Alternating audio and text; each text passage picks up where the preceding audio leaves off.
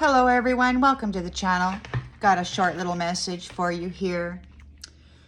Beginning with the number 2229, you are on the path of perseverance, integrity, and hard work, which will be rewarded with unexpected prosperity. It's about a twin flame reunion or a harmonious love life.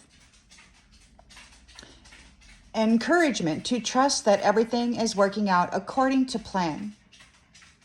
Then there was a song, Wait, they don't love you like I love you. The love of this new chapter is not the love of the previous cycle. So release the triggers of the past. New love coming in is North Node love, not South Node betrayal. I know that that's going to take some time. There's something about disillusion, which is a closing down or dismissal of an assembly, a partnership, or an official body. It's about debauched living or debauchery, excessive indulgence in sensual pleasures, immorality, and a lack of self-control. A while back, Spirit Divine stated that this was the end of debauchery. Whoever had this partnership, this contract, this official assembly of entities has been dissolved. There's something about an agreement, a contract, a covenant, a promise. You have received it.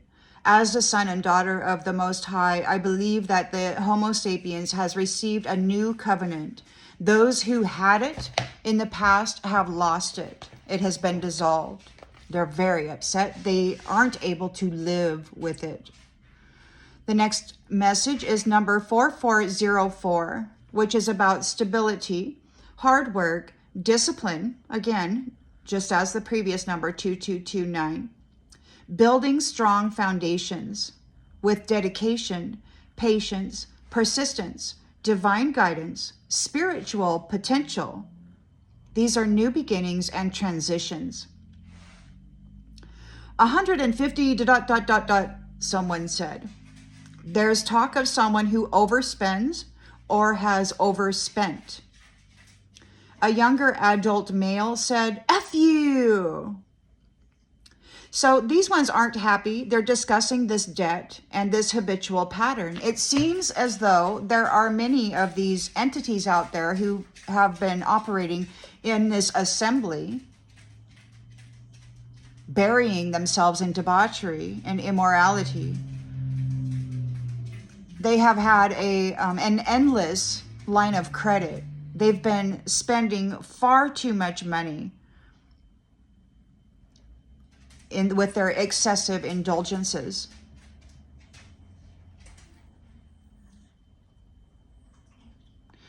At 4:44 a.m., the nefarious ones are talking about tattoos. So they've been vilifying tribal peoples and others who have tattoos, marking their spiritual journey, marking their connection with Source Divine. This is their story, and they have been vilifying them for centuries as unworthy, as cattle. They brand cattle, they tattoo cattle, they see the human being as such. They've created an illusion of what the chosen appear like, and that is flawless, darling, radiant skin. And they're radiating because they're dressing up in stolen life force energy. So they really want to command the representatives. They cannot accept the idea that somebody with tattoos might be an influencer in this new chapter. Their illusions are cracking and breaking, and your average people who pray to the Creator and who honor the life of the tree and the water and all of that may actually be chosen and be heard, and people may learn to honor and respect the earth and that which gives it life rather than these entities that consider themselves gods and goddesses. Debauchery.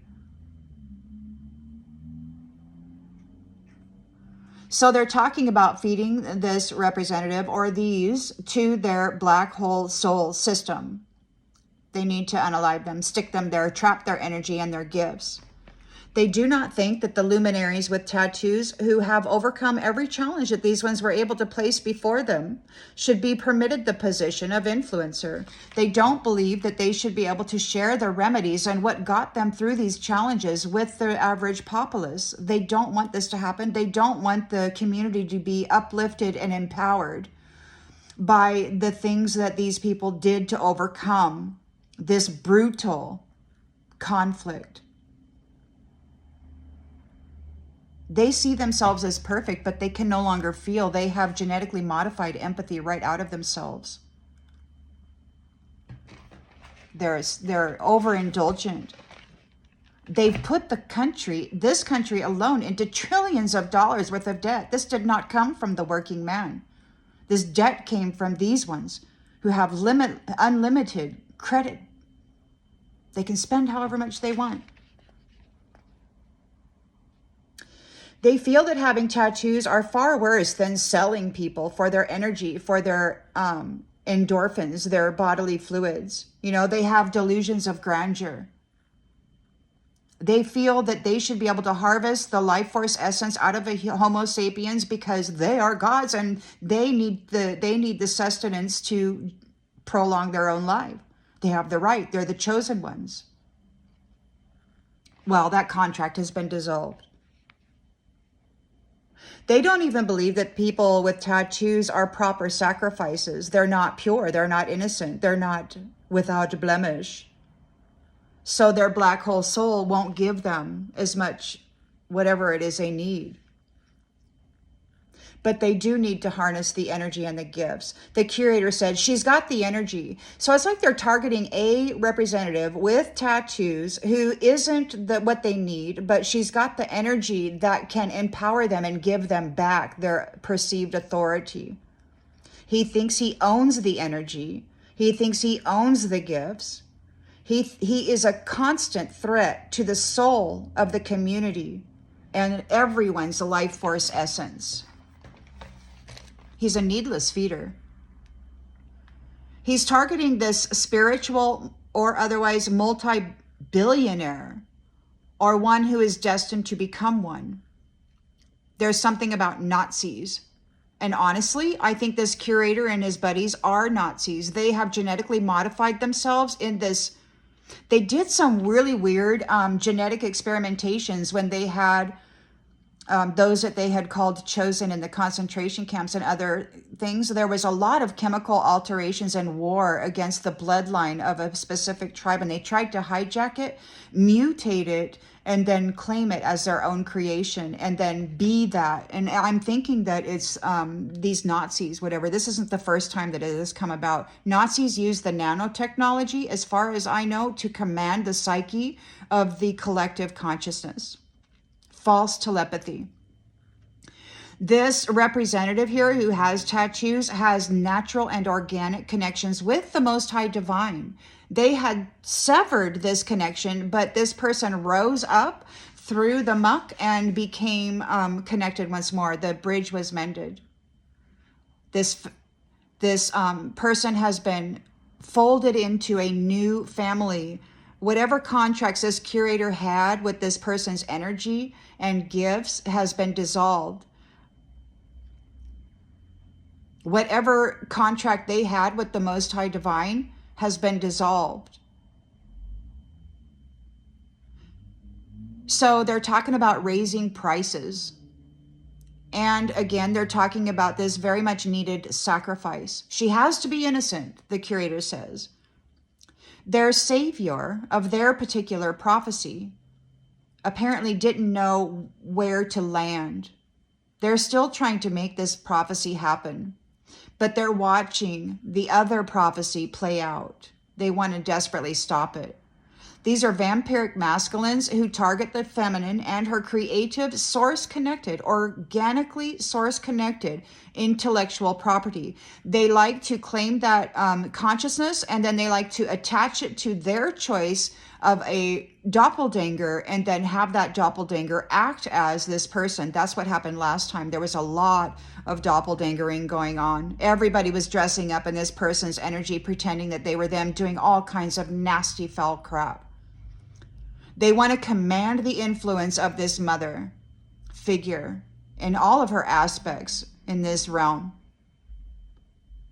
They cannot have the Divine Mother in all of her aspects influencing freely the community or nurturing it according to her divine connection to Source. They don't want her bringing heaven to earth. They don't want her nurturing and creating this beautiful garden.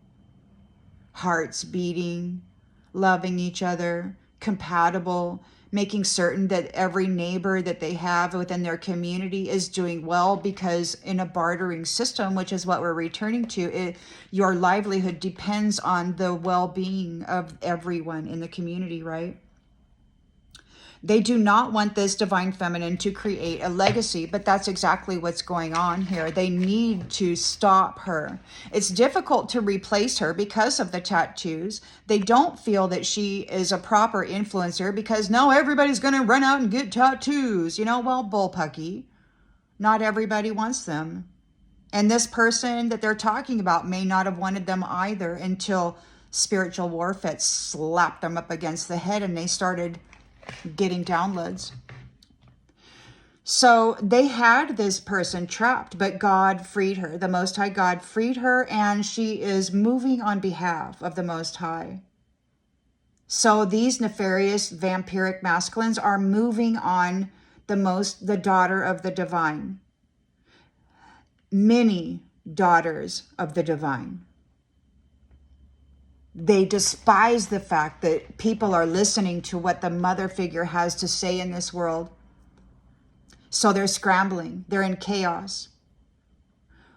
Who are they going to choose for this next trap attempt? Who will be their next punching bag, their pleasure tool, their servant, their genetic resource, their battery, their compost heap? Who's going to transmute their death energy so that they can have long lives?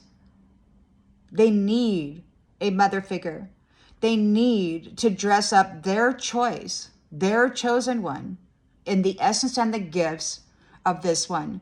And they need their choice to command this particular field of consciousness of whoever this is.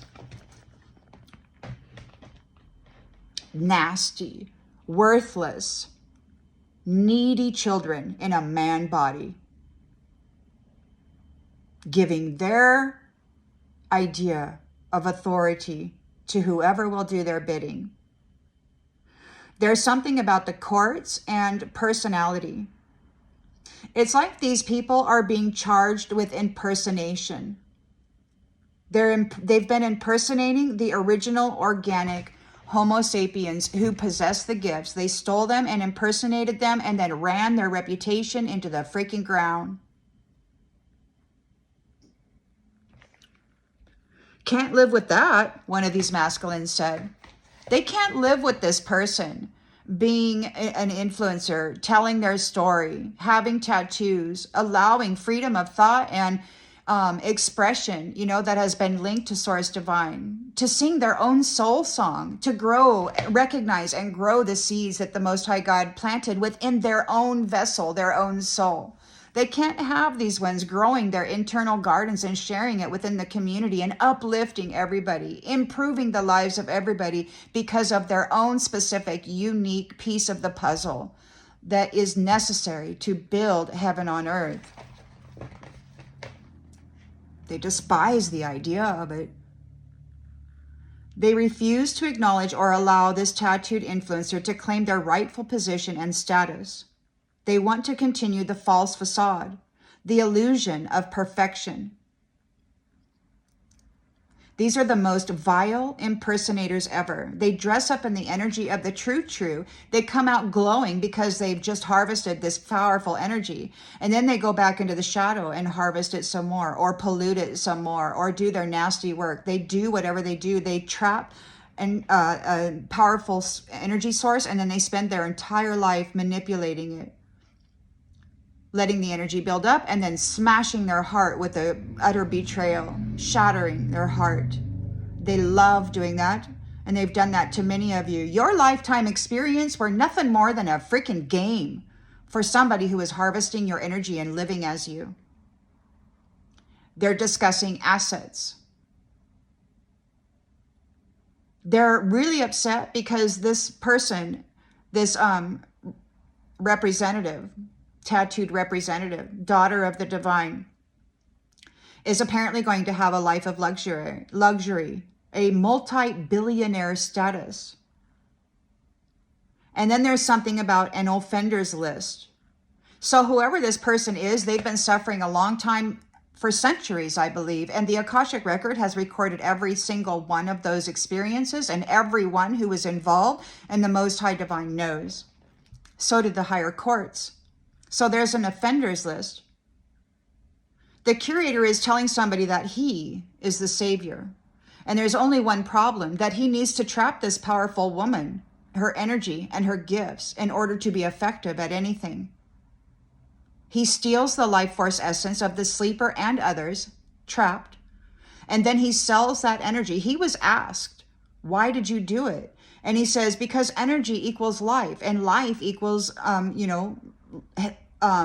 health and well-being, wealth. This is a business this person has set up. He extracts the energy of the sleeper and others that he traps, and then he sells it to those who can afford it. And everybody can afford it because everybody has an unlimited amount of credit that they've never had to work for or pay back. They're very mad that this is in the higher courts now, that she survived and she got her freedom, and she's talking about it. They're saying that she's an empathizer, which is to understand and share the feelings of another, to be able to see from another's point of view, to imagine yourself in their place, and then behave accordingly. So something's being explained to them. They're explaining to them how all this shit happens. When people forego the golden rule, when they betray love and loyalty, when they no longer care about anything except sensual pleasure and hurting others for profit, when they can no longer feel anything innocent and pure, they just get pleasure out of it, suffering. So the return hits real hard, right? So many people acting selfishly and immature. Spoiled children, insisting that every toy in the world belongs to them. That's how this curator feels. The energy is mine. No, dude, you're just a genetically modified organism that can't feel anything except pleasure when you dominate somebody and cause them suffering. They walk around like they're innocent. They speak with a younger voice. They look so freaking angelic, but they're evil. So many have been worshiping this person. And he really can't do squat unless he traps this tattooed representative. He's lost the gifts that gave him any kind of power or authority at all. He's seen for what he is, and he's trying to convince everybody that he is the savior. All he's got to do is trap this person and then regain control over the gifts. And their most successful method of doing that is an intimate encounter, a friendship, a partnership, a relationship, a willing giving or allowance of them in the energy and permission to actually do things in it, with it.